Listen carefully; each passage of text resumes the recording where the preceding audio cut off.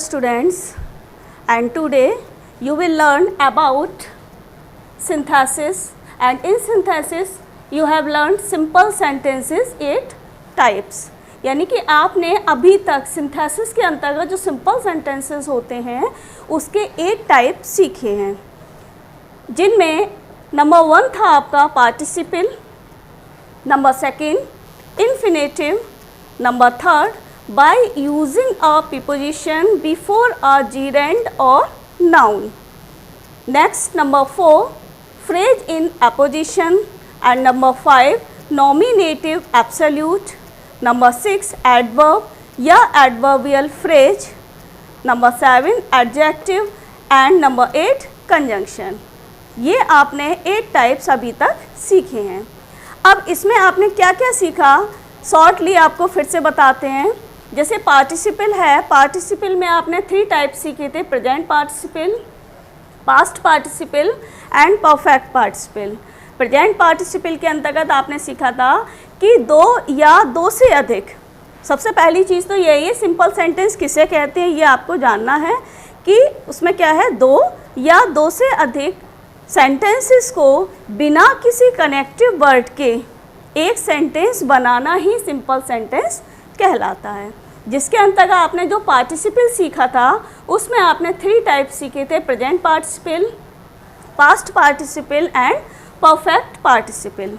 Present participle क्या होता है, ऐसे सेंटेंस जिनमें कि जो कार्य होता है वो निरंतर जारी रहता है, यानी कि 2 कार्य दिए होंगे और दोनों कार्यों में ऐसा होगा कि कोई भी कार्य खत्म नहीं होगा, कंटिन्यूटी होगी। दूसरी बात ऐसे भी समझ सकते हो कि इसमें क्या रहता है कि एक कार्य दूसरे कार्य का परिणाम होता है। क्लियर। पास्ट पार्टिसिपल क्या होते हैं कि इसमें दोनों ही कार्य बीते हुए समय में पूरे हो चुके होते हैं। नेक्स्ट है आपका perfect participle.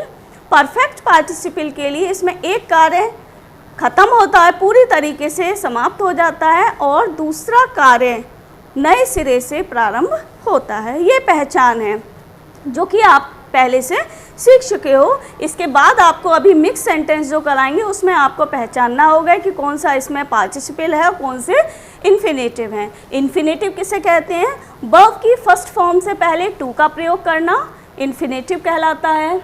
Using a preposition before a जीरेंड और नाउन, यानी जीरेंड या नाउन से पहले किसी भी प्रीपोजिशन का प्रयोग करके भी हम सेंटेंस को बना सकते हैं, जैसे by sunset, without any problem, इस तरीके से हम सेंटेंस को बना सकते थे। नेक्स्ट है फ्रेज इन एपोजिशन।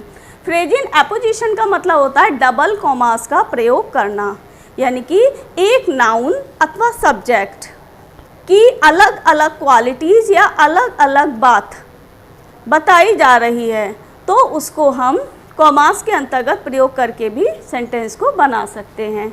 नेक्स्ट है आपका नॉमिनेटिव एब्सोल्यूट। नॉमिनेटिव एब्सोल्यूट में क्या रहता है, इसके रूल जो होते हैं सेम पार्टिसिपल की तरह ही चलते हैं।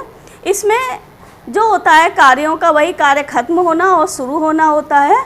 और इसमें आपको बताया था जब वर्ब बी होती है तो हम बीइंग का प्रयोग करते हैं, नहीं जेएमआर वाजवर का प्रयोग होता है तो हम बीइंग का प्रयोग करते हैं, और जहाँ कार्य खत्म हो जाता है वहाँ पर हम हैविंग का प्रयोग करते हैं। नेक्स्ट आपका एडवर्ब या एडवर्बियल फ्रेज है जो कि एल वाई लगा के प्रयोग करते हैं। सारा कुछ ध्यान में आ रहे होंगे, आपने अलग अलग चैप्टर्स पढ़े हुए हैं। एडजेक्टिव जिसमें विशेषता बताई जाती है, जैसे blind boy, deaf boy, beautiful girl, इस तरीके के एडजेक्टिव होते हैं। और कंजंक्शन जो कि एंड लगा के प्रयोग करते हैं, जैसे pen and pencil, Sita and Gita. तो यहाँ पर क्या है, 2 वर्ड्स का या 2 से अधिक वर्ड्स को हम एंड से जोड़ते हैं। इसके बाद चलते हैं, हम कुछ एग्जाम्पल्स लेते हैं। इसमें आपको सोचना होगा कि ये किस टाइप का एग्जाम्पल है। क्लियर है इतना? देखते हैं हम लोग एग्जाम्पल्स को कि सिंपल सेंटेंस के जब 8 टाइप्स एक ही साथ सेंटेंस में दिए जाते हैं तो हम इन्हें कैसे पहचानेंगे और कैसे बनाएंगे। तो जैसे कि हमने कुछ आपके लिए सेंटेंस लिखे हुए हैं जिसमें कि पहला सेंटेंस है, देखिए पढ़िए ध्यान से। There are 3 prisoners in the jail, full stop, they are to be hanged, यानी कि there are 3 prisoners in the jail. Jail में कितने कैदी हैं? 3 प्रिजनर्स हैं, 3 कैदी हैं। They are to be hanged, और उनको क्या किया जाना है? फांसी पर लटकाया जाना है। अब बनाने के लिए आपको क्या सोचना है? इन दोनों ही सेंटेंस को पहले आप हिंदी में भी मिक्स कर सकते हैं। तो जेल में 3 कैदी फांसी पर लटकाने के लिए हैं। तो यहाँ पर जो दे आर आया है इसका कोई यूज नहीं है। ठीक, तो आपको कैसे बनाना होगा इसको कि देयर आर 3 prisoners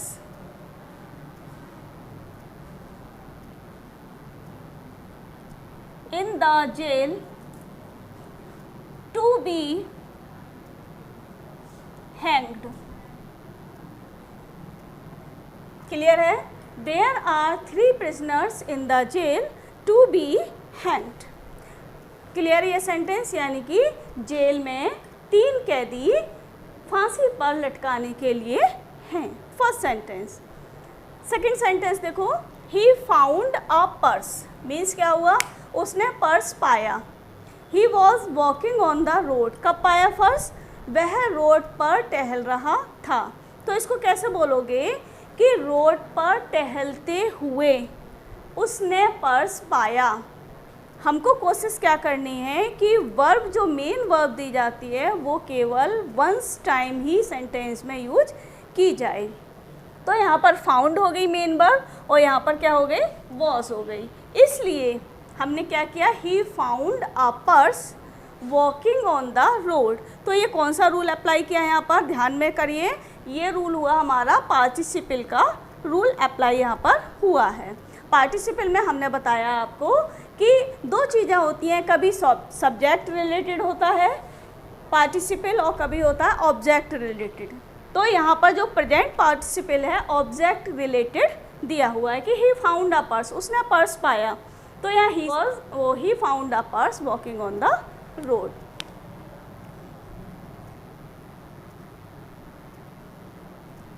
क्योंकि बच्चों ने लिखकर भेजा था, किसी बच्ची ने, कि हम कैसे पहचानेंगे 8 प्रकार में से कि ये कौन सा प्रकार है। तो पहचानने के लिए आपको क्या करना है? सिर्फ सेंटेंस के अर्थ को निकालना है, अपने आप से उनको रिजॉइन करना है, और रिजॉइन करने के बाद जब एक सेंटेंस बन जाए तो उसको एज ए ट्रांसलेट उसको सॉल्व कर दीजिए।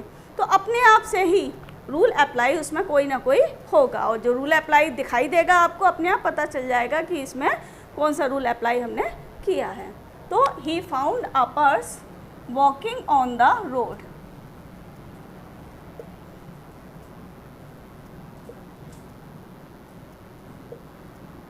नेक्स्ट सेंटेंस है, अर्चना लॉस्ट हर बुक। अर्चना ने बुक को खो दिया। इट वॉज कॉस्टली बुक, यह कॉस्टली बुक थी। She lost it last evening, उसने यह किताब कब खोई? लास्ट इवनिंग, यानी पिछली शाम को ये बुक उसने खो दी थी। तो कैसे बनाओगे? देखो, अर्चना ने क्या खोया? किताब को खोया। ठीक, किताब कैसी थी? कॉस्टली थी। बुक यहाँ है ही, यहाँ बुक लेने की ज़रूरत नहीं है, कॉस्टली थी। अब कब खोई बुक? लास्ट इवनिंग खोई। अलग अलग बातें आ रही हैं, रिलेशन किसका दिखा रहे हैं? सभी में बुक का। तो आप कैसे बोलोगे कि Archana lost her costly book last evening. ये कौन सा रिलेशन दिखाया इसमें आपने 8 प्रकार में? पहचानिए, ज़रा हमें लिखकर भेजिए। आपने अगर पहचान लिया है कि ये कौन सा टाइप्स ऑफ सेंटेंस है सिंपल सेंटेंसेस में, उसके बाद सेंटेंस के बाद हम बताते हैं, तब तक आप अपना भेजिए आंसर। आपने क्या पहचाना कि ये कौन सा टाइप है?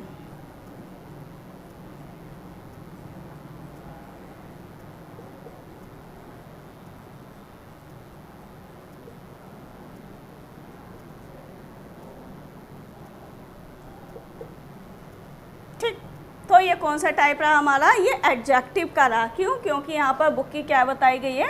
विशेषता बताई गई है, जिसको कि हमें आगे पीछे यूज करना है। क्लियर है? तो नेक्स्ट सेंटेंस है हमारा, ही वॉज डिसहार्टेंड, वह निराश था। ही कमिटेड सुसाइड, उसने क्या की? सुसाइड कर ली। क्यों सुसाइड कर ली? निराश था इसलिए। तो अब इन दोनों सेंटेंस को एक बनाइए, निराशा की वजह से या निराश होकर उसने आत्महत्या कर ली। क्लियर? निराश होकर। आपको बताया गया है, पार्टिसिपल में बताया था हमने, हुए, करके, इस तरीके के जब वर्ड्स आते हैं तो वहाँ पर हमारा पार्टिसिपल का यूज किया जाता है। तो यहाँ पर क्या कर रहे हैं आप, वॉज को क्या कर देंगे, बीइंग, यानी कि प्रेजेंट पार्टिसिपल यूज इसमें हो रहा है। बीइंग डिसहार्टेंड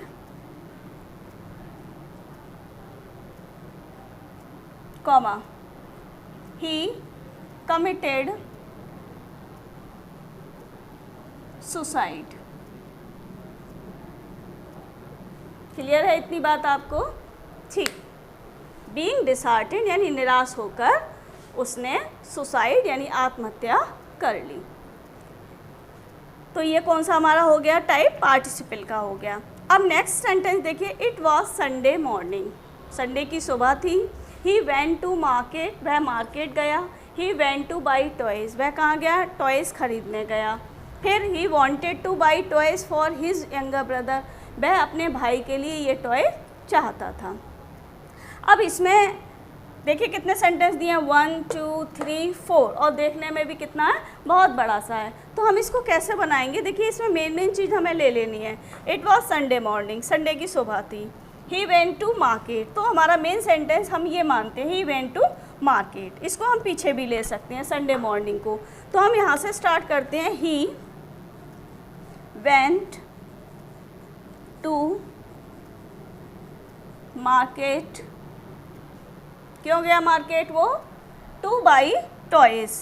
क्यों गया मार्केट, खिलौनों को खरीदने के लिए, टू बाईज टॉयज़। अब खिलौने किसके लिए खरीदे ये भी समझना है, two by toys for his younger brother.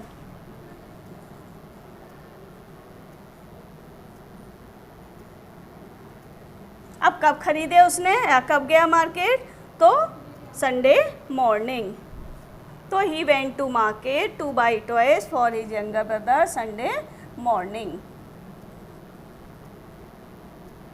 और इसको संडे मॉर्निंग को हम यहाँ भी लिख सकते थे, he went to market Sunday morning to buy toys for his younger brother. ऐसे भी आप इस सेंटेंस को कर सकते थे। इसके अलावा आप अपने घर से कोई भी बुक ले लीजिए ग्रामर की, आपके पास जो भी बुक अवेलेबल हो, एक्सीलेंट या न्यू स्टाइल या कोई और XYZ, तो आप उससे इस एक्सरसाइज को आसानी से घर पर बैठकर भी सॉल्व कर सकते हो। तो और आगे नेक्स्ट वीडियो जो आपके लिए रहेगी हमारी, वो सिंपल सेंटेंस आज हमने आपको कंप्लीट किए हैं।